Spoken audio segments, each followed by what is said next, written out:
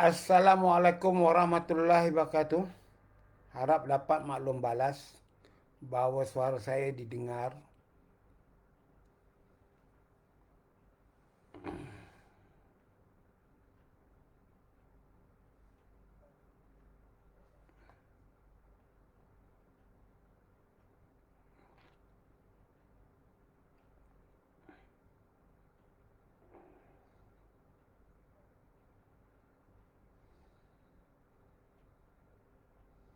Okey. Daripada Adik Muhammad mengatakan suara saya jelas. Dapat didengar. Kepada yang memberi salam, Assalamualaikum. Waalaikumsalam. Ya. Sebentar lagi saya akan bercakap dengan tuan-tuan. Hmm. Ya, sekejap lagi ya, sebentar lagi. Kepada yang memberi salam.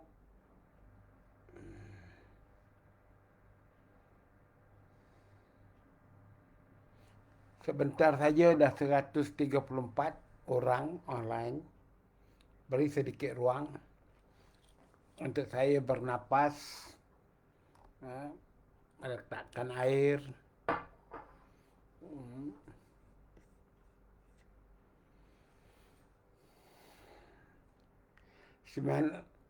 Saya mulakan sekarang pada jam 10.10 ya. Kerana ada permintaan tolong awalkan sedikit. Jadi saya awalkanlah sedikit. Ya. Ada 41 komen.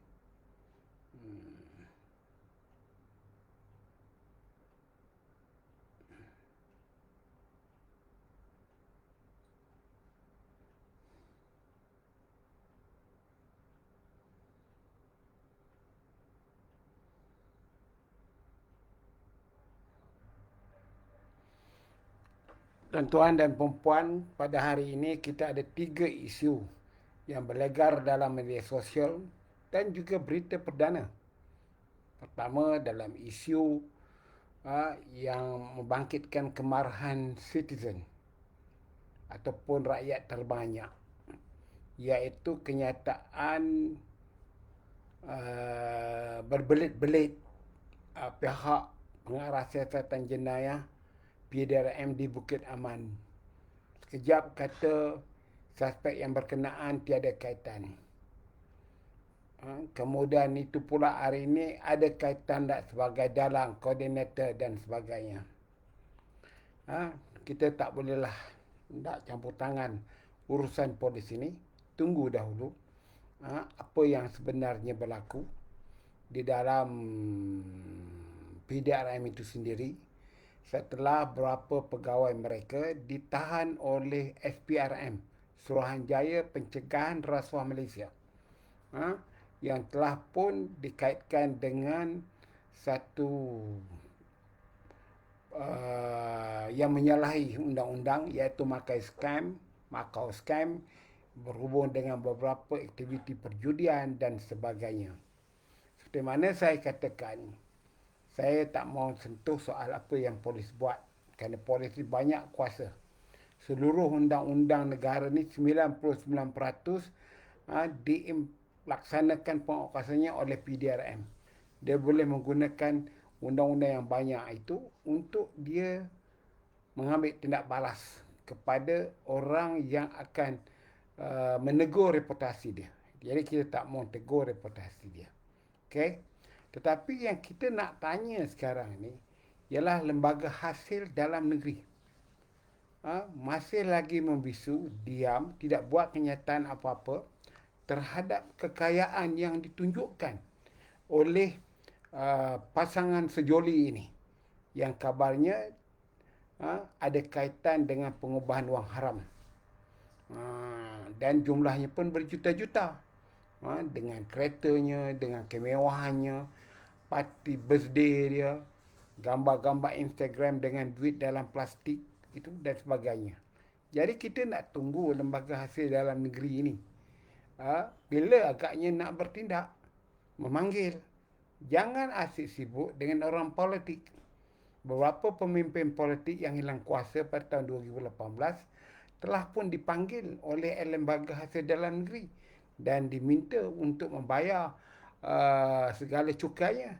Jadi sekarang ini, Macau scam ini, dengan tangkapan yang ditunjukkan di dalam media sosial, kereta-keretanya yang berjumlah bukannya puluh ringgit, jutaan ringgit. Mana datang duit itu dan bagaimana lembaga hasil dalam negeri bertindak, adakah tidak mengutip cukai ataupun uh, apa yang dipanggil pengubahan wang haram ini, lembaga hasil dalam negeri tidak akan mengambil tindakan untuk memungut cukai pendapatannya. Itu yang penting.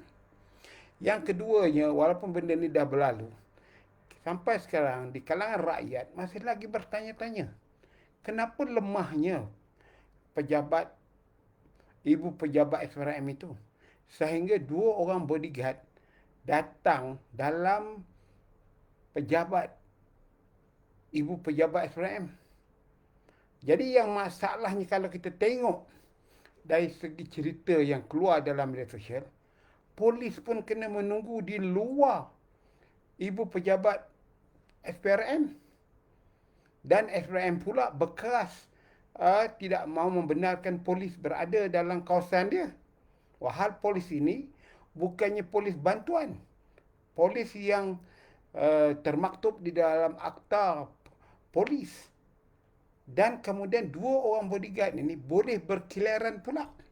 Kemudian membantu bos dia, suspek yang terlibat ini, menjadi tangga dan melompatkan bos dia dari pagar yang begitu tinggi. Jadi sampai sekarang ini, SPRM tidak pernah mendedahkan CCTV-nya.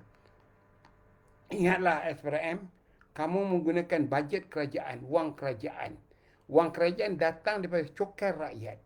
Rakyat berhak tahu keadaan apa yang sebenarnya berlaku di bangunan SPRM sehingga terlepasnya suspek itu untuk diserahkan kepada polis. Saya ada pengalaman, walaupun bukan antara SPRM dan PDRM. Setelah habis tempoh saya diriman di Johor Bahru, saya digari untuk dihantar ke IPD yang lain, iaitu Johor Bahru Selatan. Saya ditahan di Johor Bahru Utara. Kemudian itu nak dapat tahanan riman lagi, saya di dalam lokap lagi saya sudah digari. Jadi apa yang sebenarnya berlaku SPRM ini? Adakah kelemahan undang-undang Akta SPRM? Apa kata pegawai keselamatan kerajaan yang bertanggungjawab terhadap ibu pejabat dan milik aset kerajaan ini?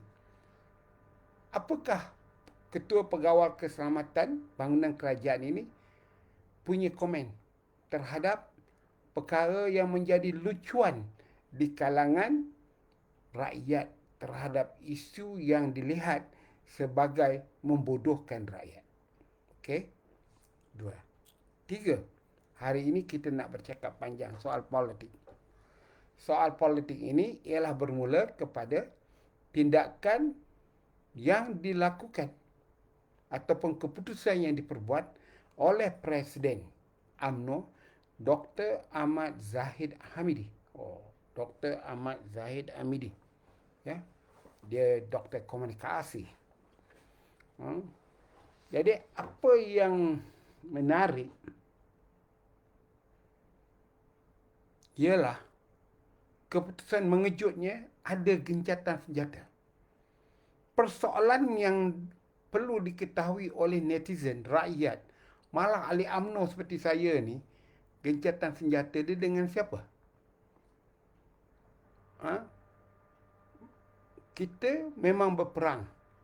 Fokus saya, kalau saya, gencatan saya, kalau dikira saya berperang dengan Muhyiddin Yassin, dengan Makcik Gemuk, dengan Sesepolitik Botak, dengan Setiausaha Sulit Kanan, penulis ucapan terbaik Muhyiddin Yassin. 3 orang ini, termasuk Muhyiddin, adalah enemy saya, iaitu 4. Jadi, apabila Jeneral memberikan semboyan kepada unit-unit yang bertempur sekarang, sama ada di perbatasan, di kawasan-kawasan lain, sama ada untuk mempertahankan diri dia ataupun untuk menyerang, kami jadi celaru ni. Nak gencatan senjata apa ni? Dengan siapa yang nak gencatan senjata? Dengan Muhyiddin Yassin? Dengan Azmin Ali? Dengan Hamzah Zainuddin? Dengan PBBM? Dengan PAS? Dengan PKR? DAP? Ataupun dengan Parti Pejuang? Jadi sehingga hari ini, kita tak faham apa maksud kata Presiden UMNO ni gencatan senjata.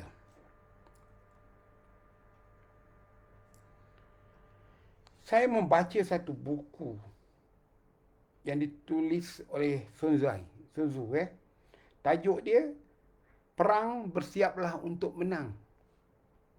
Dalam buku ni, saya mencarilah di mana ada poin yang Sun Tzu ajar untuk bergencatan senjata, atau dalam bahasa Inggerisnya ceasefire.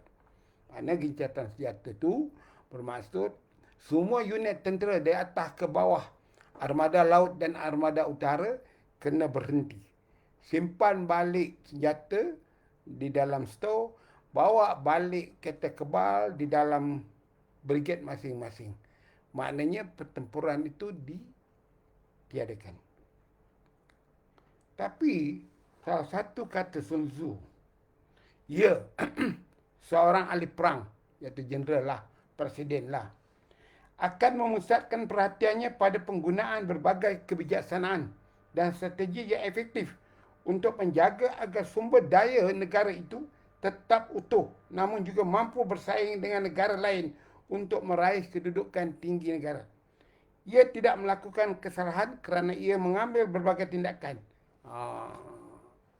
Jadi sekarang, apabila Presiden suruh kami ni, di bawah ni, untuk buat gencatan senjata, tetapi sehingga sekarang ni, di dalam media sosial, selain daripada pemimpin UMNO yang syok sendiri, kerja dia mengampu, seorang itu Ketua Pemuda UMNO Malaysia, seorang itu Ahli Majlis Tinggi UMNO, yang saya tak nak sebut, nanti saya berperang dengan dia, pemimpin parti politik yang bertentangan daripada PBBM, baik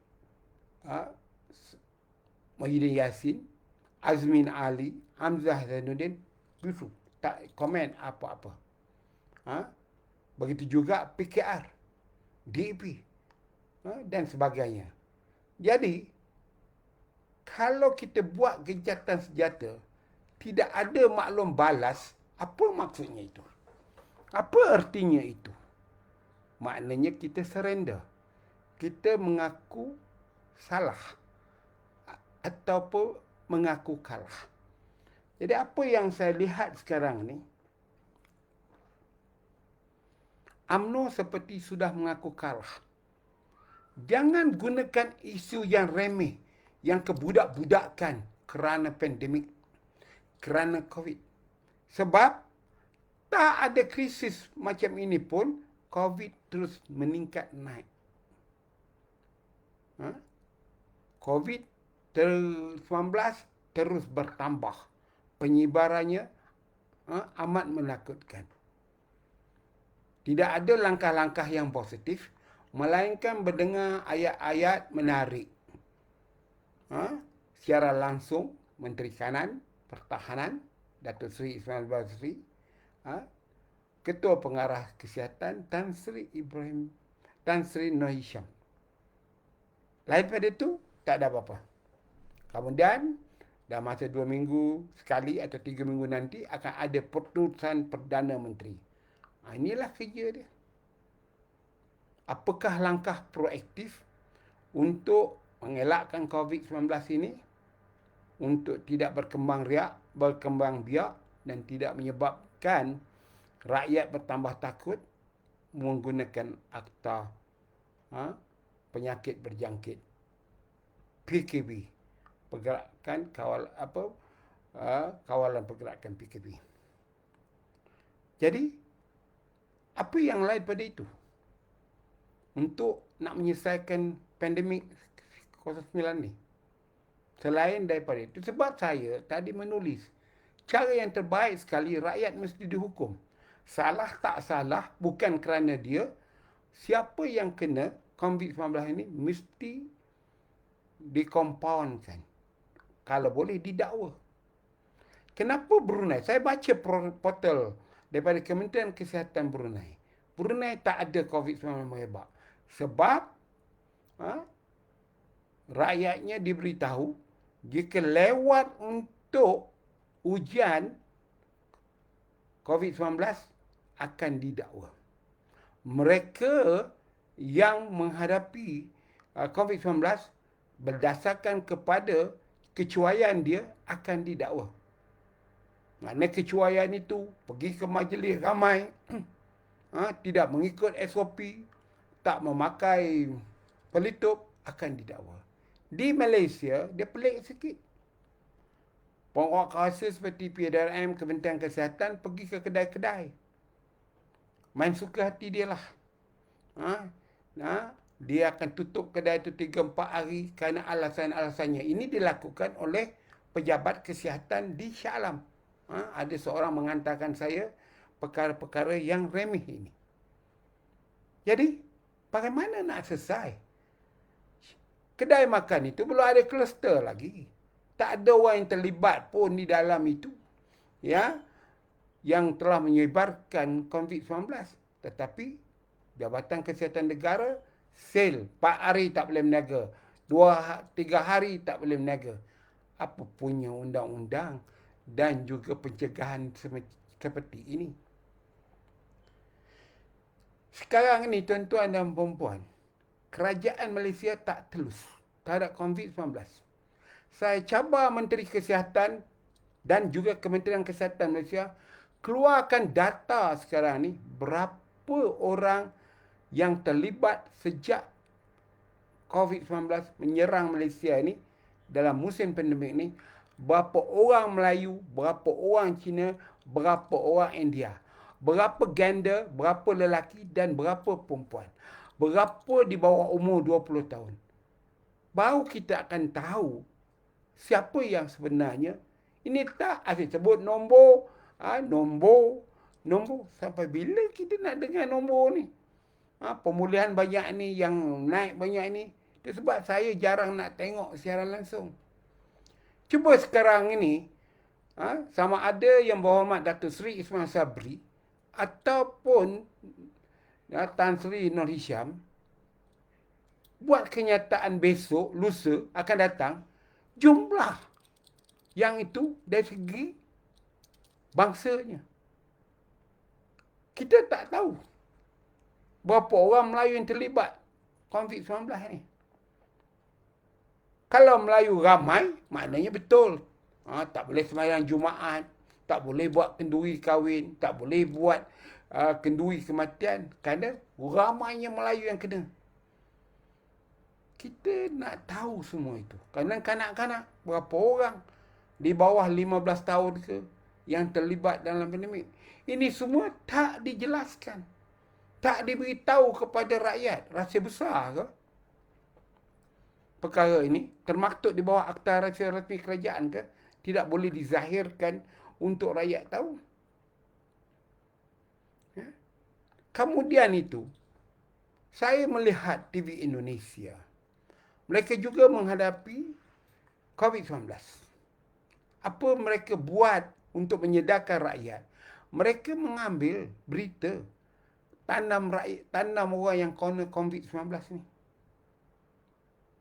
Kita di Malaysia ni tak tahu yang mati tu ditanam ke tidak ke, dibuang ke, tak tahu. Dan di mana kubur mereka ini? Adakah kubur khas seperti yang dilakukan oleh kerajaan Indonesia dan negara lain? Atau bercampur aduk dengan kubur-kubur biasa ni? Ini satu persoalan yang besar. Dari itu apabila persoalan politik dikaitkan dengan pandemik dan ataupun COVID-19 ni, kita pun jadi heran. Jadi macam bodoh dibodohkan. Isu sekarang ni isu politik. Tidak aman negara ini. Tidak ada kestabilan. Kita mesti bereskan masalah berkecamuk ini. Satu pihak yang bernama Muhyiddin Yassin dengan angkuh, sombong, tidak mau berbincang dengan pemimpin UMNO. Dia Perdana Menteri. Yang mana semua rakyat tahu. Dia adalah seorang yang tidak sihat. Masa bekerjanya tidak seperti Perdana Menteri. Jauh kalau nak dibanding dengan Tun Dr. Mahathir. Yang berusia 95 tahun. Bekerja daripada pagi sampai malam. Ini kita tak tahu. Dia bekerja ke, tak bekerja ke, duduk di rumah ke, tidak ke. Kita pun tak tahu. Orang sakit, uruskan dulu kesihatan diri. Macam mana orang sakit nak uruskan kesihatan rakyat yang sakit? Dia sendiri sakit. Dia nak pergi berubat di luar negara, malu kerana dia diketahui sakit. Dia nak masuk hospital kerajaan untuk rawatan lanjut pun malu. Nanti rakyat tahu dia sakit.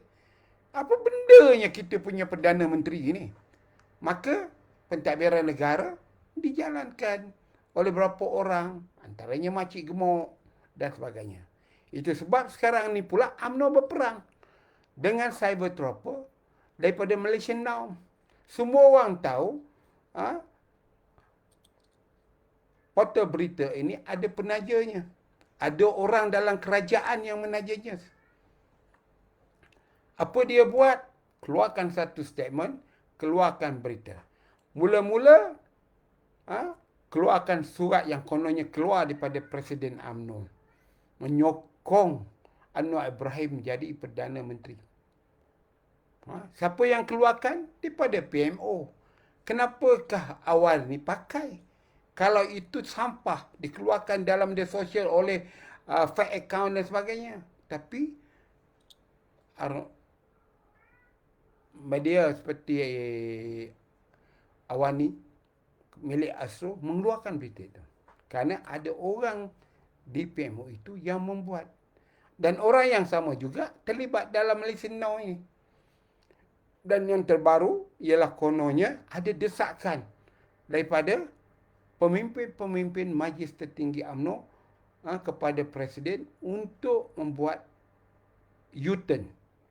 Sokong balik Kerajaan Perikatan Nasional ini.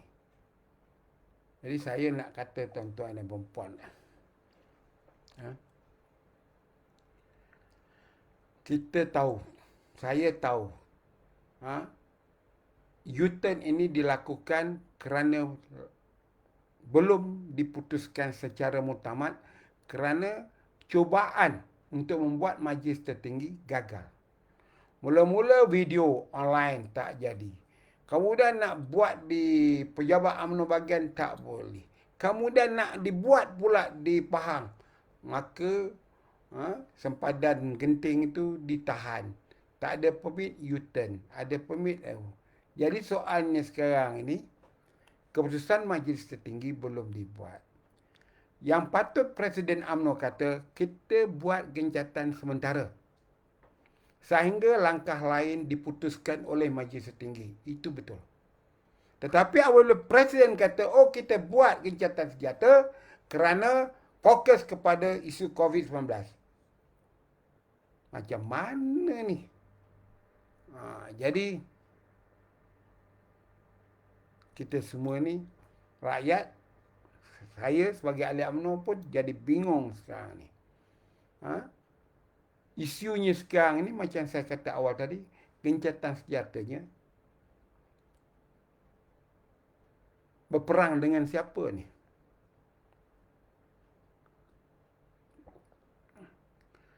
Sebenarnya tak perlu wujudkan gencatan senjata.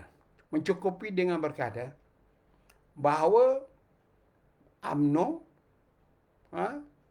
berhenti untuk berbincang bagi menarik balik sokongan kepada Perikatan Nasional. Kerajaan ini perlu diteruskan selagi satu keputusan muktamad, khasnya Perhimpunan Agung pada bulan 12 ini membuat keputusan muktamad.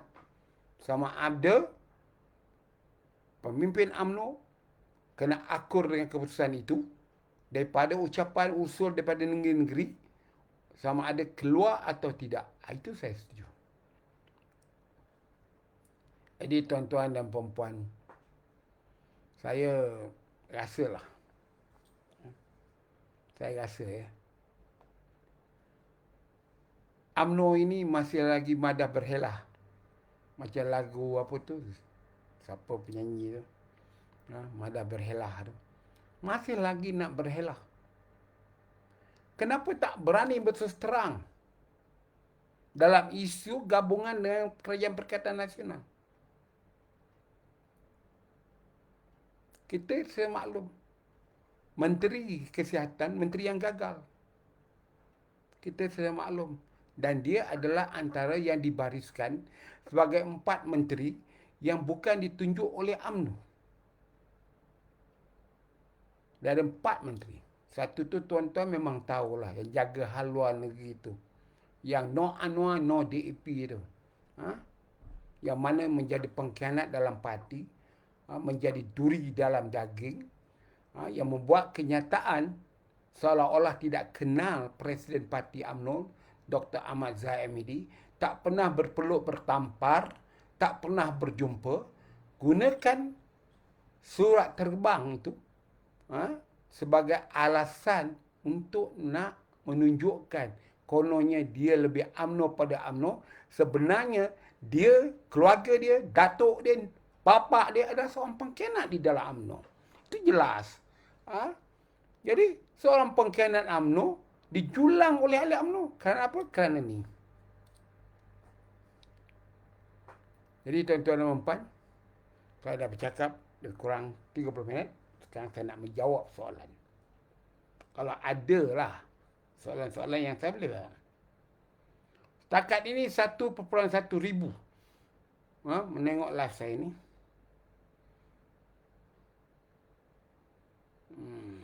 Ya. Oh ya.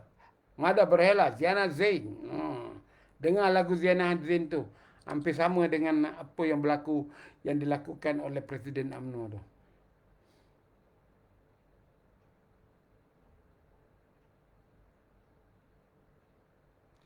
Mo Cheng, hebat sangat ke Mohyuddin ini. Sabah pun dia babikan UMNO. Sekarang UMNO kena babikan pula dengan Mohyuddin. Jadi masalah yang saya kata saya tidak bersetuju gencatan senjata ini kerana maruah UMNO. Saya biar nak kena pecah-pecah lah dalam UMNO ni. Betul, Tamiya BN tak ada telur. Apa takut dengan jawatan? Saya dah kata berapa kali. Waktu saya diinterview oleh Big Blue TV, masa tu akaun saya kena tutup. Saya kata jika UMNO bertanding, waktu Mohyuddin jadi Perdana Menteri, UMNO bahagian siapkanlah 2 batu nisan untuk nak dikebumikan UMNO ini. Kerana UMNO tak akan menang. Dengan dia sebagai Perdana Menteri, dengan kuncu-kuncu dia yang tak payah disebut, UMNO akan ditanam hidup-hidup waktu pilihan raya. Dan ini telah berlaku di Sabah. Inilah yang Dr. Ahmad Zahid Hamidi tidak menyedarinya. Jadi, tuan-tuan dan puan, saya macam-macam benda yang dilakukan ya. Saya tengok ya, ini soalan-soalan yang ada.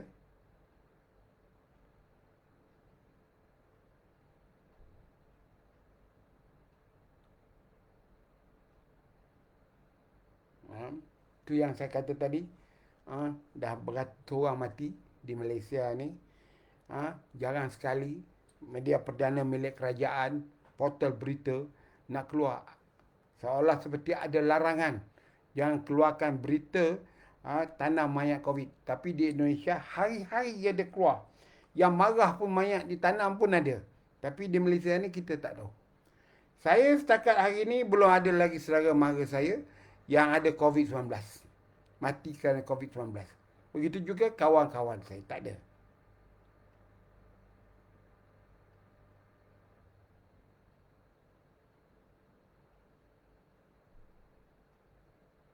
Aman Lestari Hambali, betul.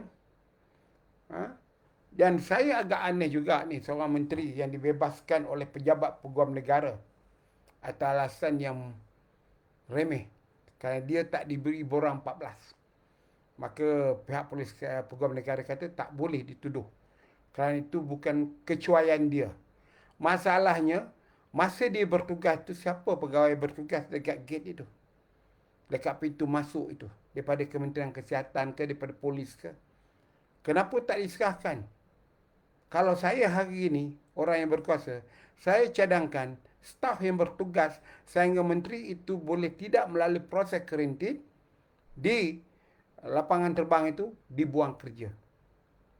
Kerana ini berlaku. Waktu saya bekerja tahun 69, waktu berlaku darurat.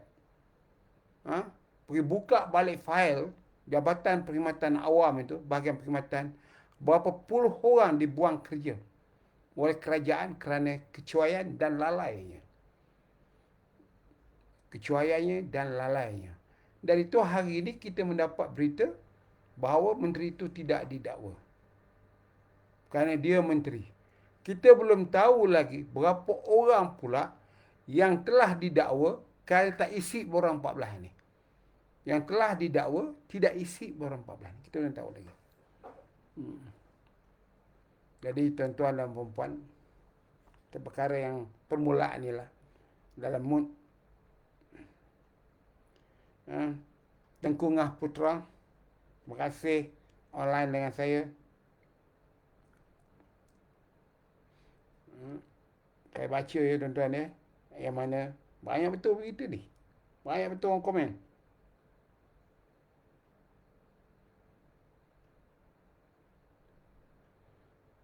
Akta Zainal Abidin Nordin, akta rahsia rasmi. Tak boleh beritahu. Berapa orang Melayu yang kena COVID, berapa orang Cina yang kena COVID, tak boleh beritahu. Yang kita tahu jenis orang. Tapi warga negara negeri asing dia beritahu. Daripada Bangladesh lah, daripada inilah. Halo sahabatku. Saudara Abdul Main mana? Bos saya dalam War Room Pilihan Raya 2018. Saudara Moin Abdul Manaf. Alhamdulillah. Nampak sihat. Pada saya senang ya nak tahu dia sihat tak sihat. Asalkan dia boleh menaip dalam Facebook ni. Maknanya mata tak rabun, tangan tak menggigil lah. Jadi saya harap saudara Moin Abdul Manaf sihat-sihat di Pendang Kedah tu.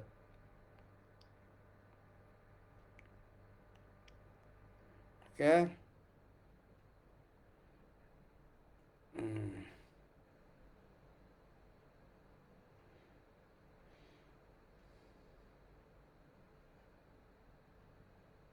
Oh. Jadi ada orang komen kot, UMNO ni sekarang ni dia telan oleh ular lidi. Dia kata bukan ular lidi yang telan, kobra. Kobra yang telan UMNO sekarang. Ular sawa lawan ular lidi, kata WM Ehsan. Ular sawa declare gencatan senjata. Inilah dia. Itu sebab saya kadang-kadang tak faham juga dengan Dr. Ahmad Zaid Amidi ni. Dia PhD Doctorate Falsafah dia dalam bidang komunikasi. Dia tak tahu kesewa dia, bagaimana efek dia apabila dia bercakap. Sekarang, imej UMNO menurun.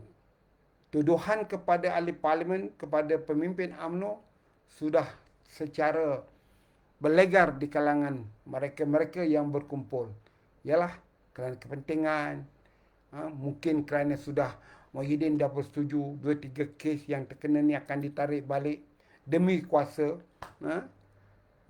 Hanya saya tahu Najib saja membuat kenyataan bahawa dia akan terus menghadapi mahkamah. Yang lain tu mungkin. Kerana kita tengok maklum bahawa bulan depan adalah penentu kerajaan ini. Walaupun Zain Amidi memberikan sokongan kepada UMNO, tetapi sokongan kepada Perikatan Nasional, tetapi Dr. Ahmad Zahid Amidi terlupa. Perikatan Nasional disokong oleh ahli UMNO selaku ahli parlimen, bukan ahli UMNO.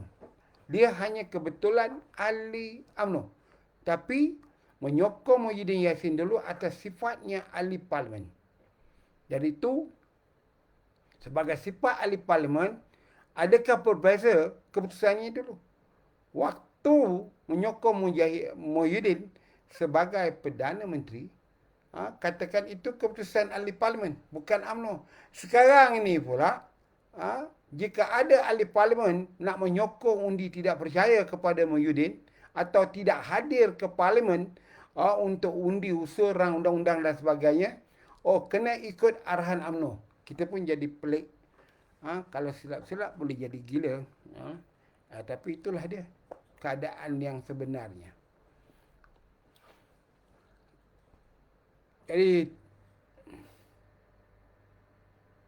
apa yang patut kita buat sekarang ini? Ahli-ahli UMNO di akar rumbi. Terus kita bersuara. Terus kita berjuang demi kepentingan UMNO.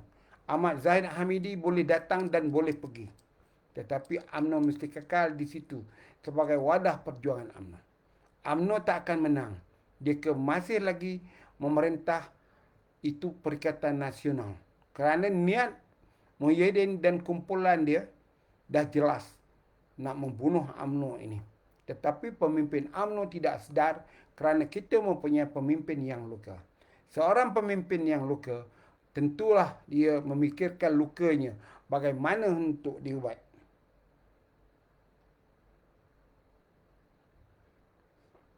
1,400 orang online dengan saya sekarang ni. Hui. Syekh Kwan, gencatan senjata mesti win-win. Mana ada gencatan senjata win-win? Gencatan senjata ni dalam ilmu perang, kalau berlaku gencatan senjata, berunding. Macam dulu waktu konfrontasi. Selepas Soekarno dijatuhkan, digulingkan sebagai presiden, Presiden Soeharto naik sebagai Presiden Indonesia. Tindakan pertama yang dilakukan oleh Soeharto dan juga Tengku Abdul Rahman pada tahun 65 ialah buat gencatan senjata.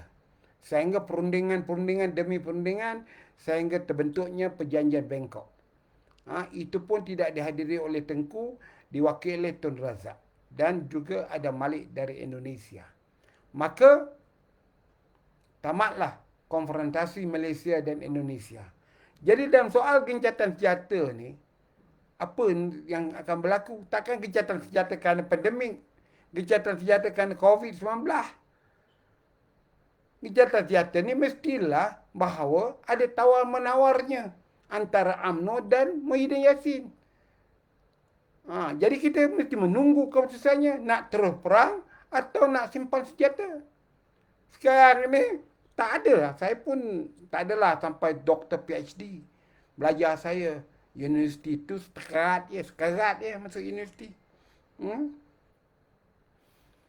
Bahawa gencatan senjata ni kerana pandemik. Saya tak pernah dengar lah itu. Minta maaf lah ya, Dr. Ahmad Zahid Hamidi. You presiden parti saya. Tapi kalau you silap, minta maaf lah. Kadang-kadang kita nak bercakap, masa terlalu terhad. Saya minum dulu ya.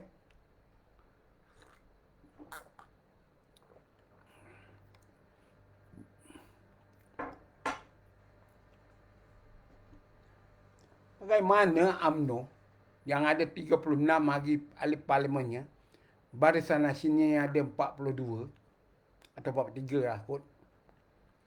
Takut dengan PBM yang 6 orang saja. Kemudian itu curi, ambil daripada kandang katak jadi ahli parti dia. Yang berjumlah 31. Tunduk kepada ini. Apa hal?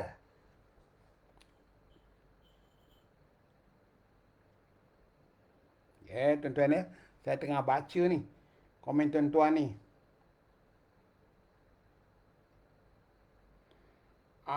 Tangguh ya. Kan Zahir arah semua menteri bagi sokongan pada Perikatan Nasional. Jadi fahamlah apa maksud gencatan senjata. Jadi akhirnya UMNO dengan PAH ni memang patutlah buat muafakat nasional. Sebab dua-dua tu kepentingan parti, kepentingan presidennya. Yang PAS nak bergabung naikkan Muhyiddin Yassin jadi Perdana Menteri. Tapi Kementerian Agama dibagi pada orang lain.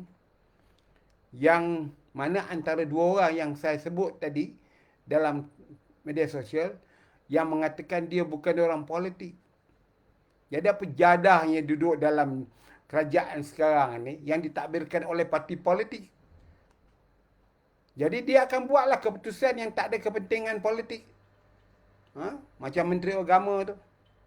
Macam-macam lah sekarang ni. Hanya saya tak nak dedahkan dahulu sekolah agamanya di Batu Kip tu. Bagaimana dia tidak ambil peduli dengan jubah, dengan serban dia boleh harap lah. Tapi apa dia buat dengan sekolah agama dia di Batu Kip tu? Pihak sekolah tu telah menghantar saya segala surat menyurat terhadap pentadbiran sekolah agama yang diuruskan oleh Menteri Agama ni di Batu Kip tu. Begitu juga Menteri Kewangan. Dia bukan fikir masalah politik, dia fikir masalah banker. Jadi pagi tadi orang tanya saya, Datuk, tak boleh ke kerajaan sambung moratorium ni? Saya kata tak akan sambung. Dia kata, kenapa tak boleh, Datuk? Kan Muhyiddin tu baik orangnya. Saya kata Muhyiddin tu baik, tapi balaci dia yang jadi Menteri Kewangan tu banker. Ada tak banker yang boleh berunding kalau hutang tak bayar? Cari, saya kata. Tentulah banker itu sekurang-kurangnya kalau manager yang bagi pinjaman tu dia akan forwardkan kepada manajemen di atas atau di headquarters supaya ambil tindakan muflis. Jadi banker yang jadi Menteri Kewangan itu juga mentaliti dia. Dia banker, bukan ahli ekonomi. Dia peduli apa? Yang perlu pada dia ialah tu. Bank dia tidak ada wang. Dah tidak boleh tidak ada wang. Cara mana kena cari wang. Yang meminjam kena bayar. Jadi kerana banker ni, takkan dia nak bagi moratorium lagi. Tentulah anda semua akan bayarlah.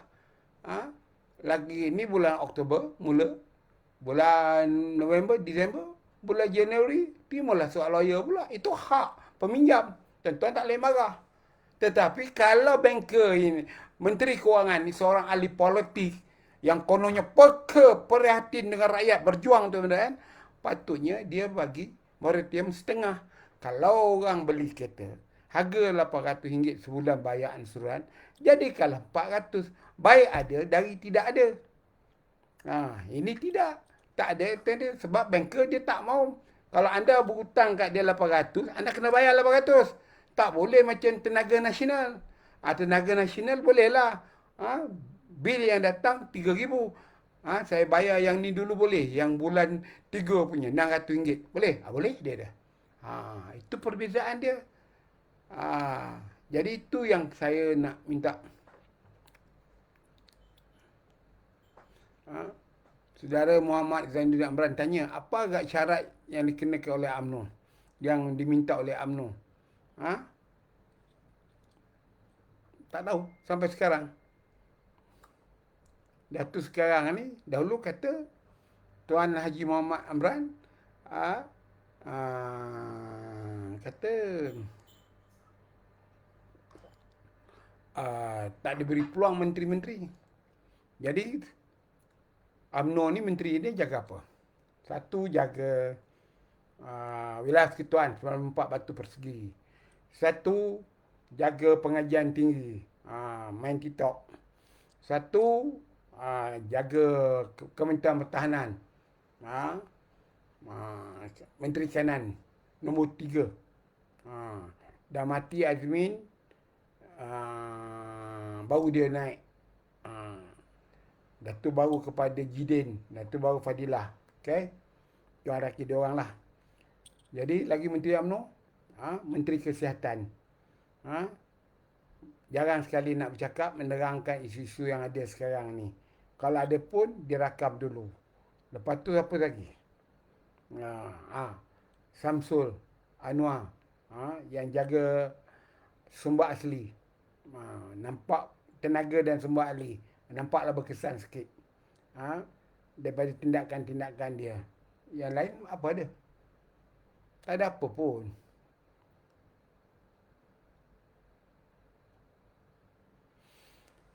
Ada soalan kata, kalau UMNO nak tarik PN, elak gabungan dengan DAP. Tak payah sebut lah. Macam si pengkhianat tu. No Anwar, no DAP. Tak payah. Kita semua tidak bersetuju DAP. Kita menyokong Mahyudin dahulu menumbangkan kerajaan Pakatan Harapan 3 prinsip. Tak mau Mahathir, tak mau DAP, tak mau Anwar. Dah jelas dah.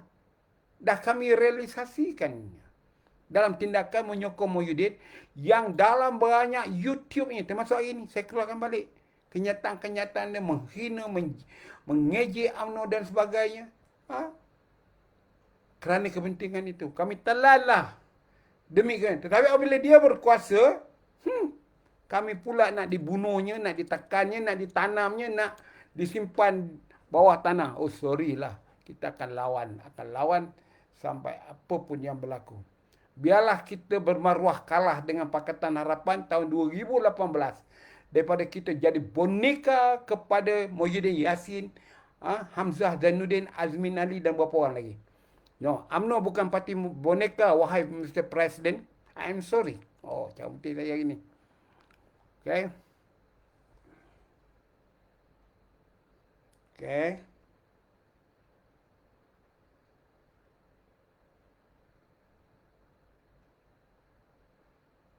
Khairuddin kena itu sebab nak menjaga pressure pass. Kalau dikenakan Khairuddin, nanti PAS akan keluar. Menteri PAS ni, saya dah kata berapa kali. Saya ulangkan sekali lagi, PAS ni hanya pelacur politik ya. Semua pemimpin dia berubah terlepas dapat jawatan menteri.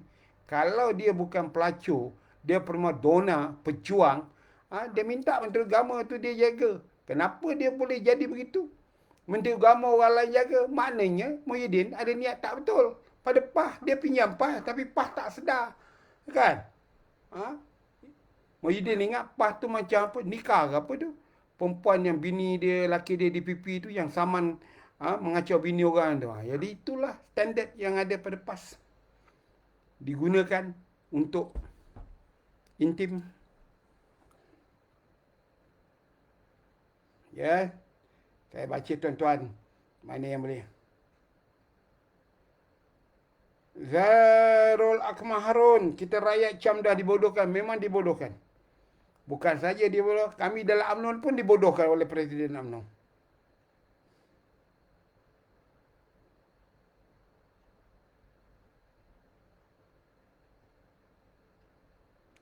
Terima kasih, Dan Zukri. Right. Saya sihat ya, anda. Dah berusia 68, lagi berapa bulan, lagi 2 bulan, 69. Okey.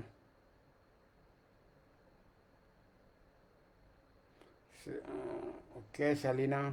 Saya akan baca email.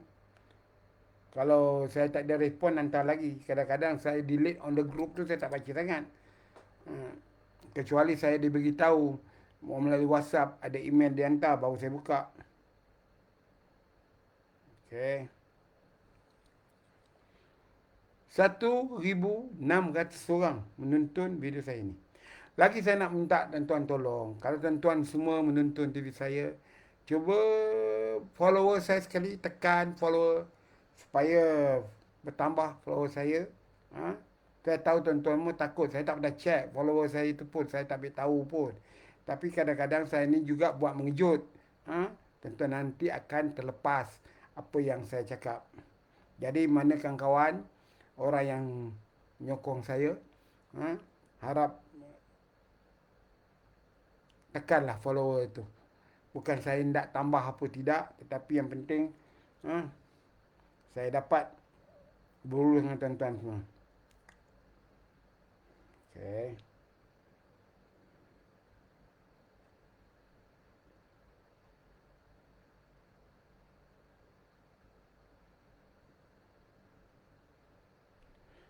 Dilema wanita, takkan UMNO setia untuk dibodohkan sampai Peru? Yes. Okey. Jadi kalau boleh juga, tuan-tuan semua share lah. Untuk manfaat yang semua. Saya terbuka. Saya tak ada apa kisah pun apa yang berlaku. Pada saya yang penting dan mustahak ialah orang Melayu ni. Saya tak kisah apa pun, tetapi apa yang dibuat oleh Kerajaan Perikatan Nasional ini tak nampak lagi untuk kepentingan Melayu. Untuk macam dialog ringgit ke surga, dia dan keluarga dia. Siapa yang bahagia? Jadi kita ni jangan menjadi hamba. Ha? Syakirmi Asri, pas memanglah dia pelacur. Kalau dia tak pelacur politik, dia mesti tuntut Menteri Agama tu kepada dia. Kenapa dia tak tuntut? Bagaimana dia nak rasionalisikan, nak merealisasikan perjuangan Islam dia? Malah dalam keadaan sekarang ni, selaku anggota kerajaan, melalui Menteri Agama itulah yang dia boleh berjuang untuk Islam. Yang PAH bagi timbalan menteri. Apa ada dengan timbalan menteri itu selain daripada pion?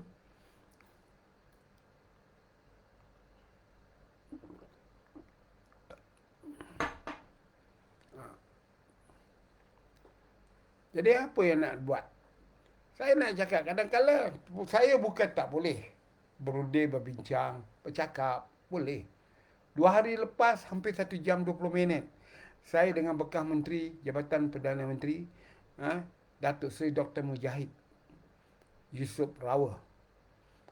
Dia yang minta nak berjumpa saya. Saya berikan tempat Q Bistro di kawasan perumahan saya. Kita berbincang dari kehati-hati. Saya menekankan dia, saya akan mempertahankan UMNO apa sekalipun. Tetapi apabila dia bertanya, saya tidak boleh hipokrit. Tak boleh berpura-pura. Saya berikan pandangan saya terhadap isu semasa. Termasuk pelantikan Anwar sebagai Perdana Menteri. Yang saya, pikiran saya, pandangan saya, perkara itu kena diselesaikan di mahkamah perlembagaan. Sama ada Seri Paduka Baginda Yang Tuan Agong boleh melakukan pelantikan Perdana Menteri dalam keadaan tidak ada berlaku pilihan raya. Wahal dalam perlembagaan jelas.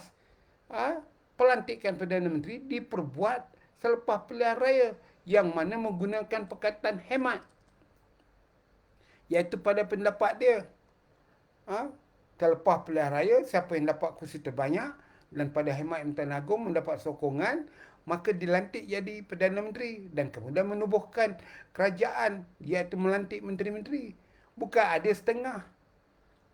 Jadi pada saya, pelantikan jika berlaku dalam sebulan 2 ini kerana Muhyiddin hilang majoriti, lantik Anwar Ibrahim satu pelanggaran perlembagaan yang tidak tepat pada hemat saya.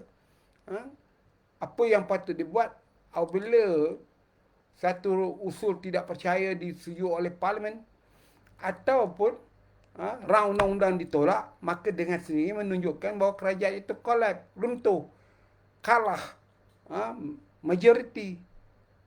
Perlembagaan kata 2 ya yang boleh dilakukan oleh Perdana Menteri, letak jawatan ataupun bubarkan Parlimen. Kalau dia letak jawatan, maka perundingan masih lagi boleh dibuat di kalangan parti yang memerintah untuk melantik Perdana Menteri baru. Bukannya memberi Anwar Ibrahim jadi Perdana Menteri. Kerana dia kerajaan. Mungkin undi tidak percaya itu berlaku kepada personal holder, penyandang jawatan Perdana Menteri itu. Jadi, ada orang sekarang ni marah dengan Muhyiddin Yassin. Bukan marah kepada Perikatan Nasional atau parti yang bergabung dengan dia.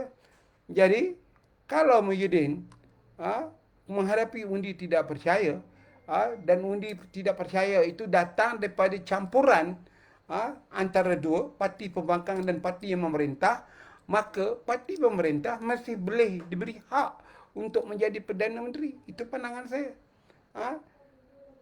Yang ini yang perlu diperbetulkan. Jadi bukan saya, pendapat saya.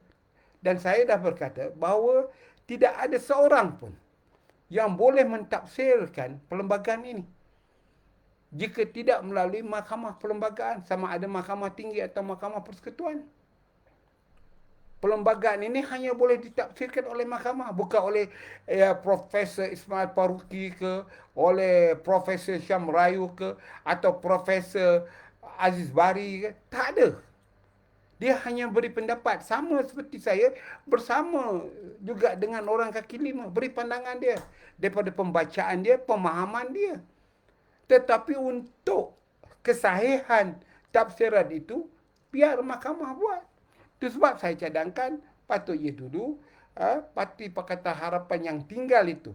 Walaupun PBM dah melompat, PKR pun ada yang lari, patutnya membawa isu itu ke mahkamah. Perlembagaan untuk mentafsirkan adakah Sri Paduka Baginda yang di-Pertuan Agong mempunyai hak melantik Perdana Menteri berdasarkan SD yang melangkau atau menidakkan wujudnya Parlimen. Ini yang penjelasan yang saya nak terangkan. Jadi tuan-tuan dan puan-puan, dah pukul 11. Itu saja yang saya boleh bercakap malam ni. Esok malam kita bercakap lagi. Yang mana soalan yang tak berjawab, tolonglah WhatsApp dekat saya jawablah. Saya mohon maaf, ini dah sebulan tak bercakap. Jadi, saya cakap secara bebas ya. Bukan ada nak ada apa-apa pun. Jadi saya mohon maaf jika saya silap. Saya nak hanya kesimpulan yang saya nak bagi tahu, gencatan senjata yang diperbuat oleh Presiden Parti ataupun UMNO Malaysia ini tak ada hala tuju. Kepada siapa? Gencatan senjata apa? Yang ada pada pengertian saya, kesimpulannya, gencatan senjata itu ialah gencatan senjata mulut Zahid Hamidi. Maknanya dia sekarang kena berdiam diri. Jangan bercakap apa-apa supaya rakyat tidak celaru, ahli UMNO tak hilang tujuan. Jadi, kami di bawah, cyber trooper, penulis media sosial, pemikir, penyayang, pejuang dalam UMNO ni akan terus berlasah kerajaan Muhyiddin Yassin ini. Itu bukan bererti kami melanggar perintah daripada Presiden. Kerana kami tidak ada sebab untuk lari dari perjuangan ini. Kami tetap berada di perbatasan dan kalau boleh kami perlu menyeberang sempadan untuk berjuang. Sekian, terima kasih. Assalamualaikum warahmatullahi wabarakatuh. Selamat malam.